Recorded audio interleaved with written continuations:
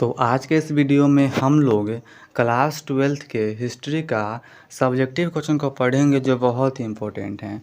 तो इस वीडियो में आज हम लोग हिस्ट्री का VVI सब्जेक्टिव क्वेश्चन को पढ़ेंगे। तो आप लोग इसे अच्छे से देखते रहिए अगर आप क्लास 12th में हैं तो वीडियो को शुरू करते हैं। और आज का पहला क्वेश्चन दिया हुआ है 1 नंबर। क्वेश्चन है अशोक के धम्म से आप क्या समझते हैं, या अशोक के धम्म पर एक संक्षिप्त में टिप्पणी लिखें। बहुत ही इंपॉर्टेंट क्वेश्चन है, एग्जाम में आता ही रहता है।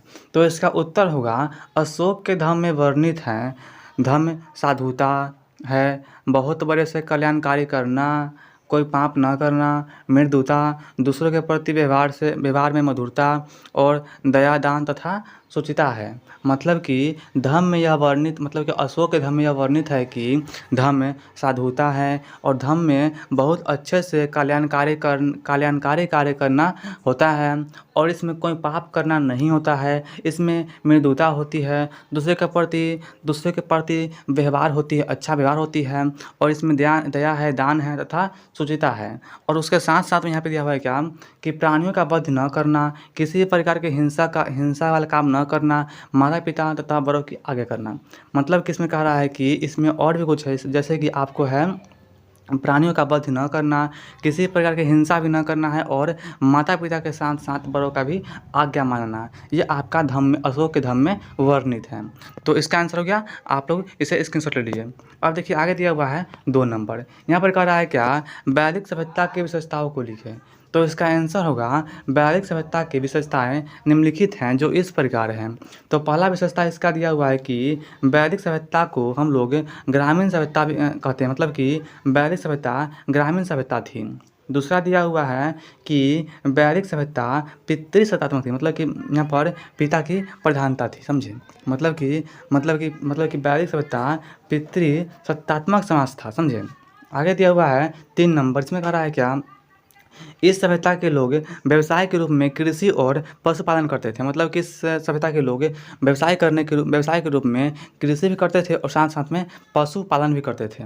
और उसका लास्ट है कि इस सभ्यता के लोग मिठास के लिए शहद का उपयोग करते थे। इस सभ्यता के लोग मिठास के लिए शहद का इस्तेमाल करते थे, शहद खाते थे। समझे। अब देखिए अगला क्वेश्चन है 3 नंबर। लास्ट क्वेश्चन कर रहा है क्या अब सिंधु घाटी सभ्यता की विशेषताओं को लिखें।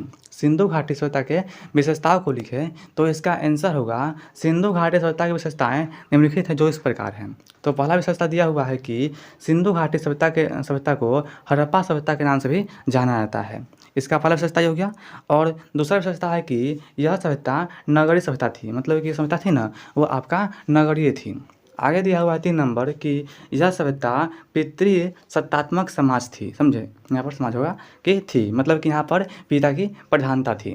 आगे दिया हुआ है कि इस सभ्यता के लोग मुख्य रूप से व्यवसाय के रूप में कृषि और व्यापार करते थे। मतलब कि जो आपका था वैदिक सभ्यता में व्यवसाय के रूप में कृषि के साथ साथ पशुपालन करते थे, लेकिन इस सभ्यता के लोग कृषि के साथ साथ व्यापार करते थे। समझे।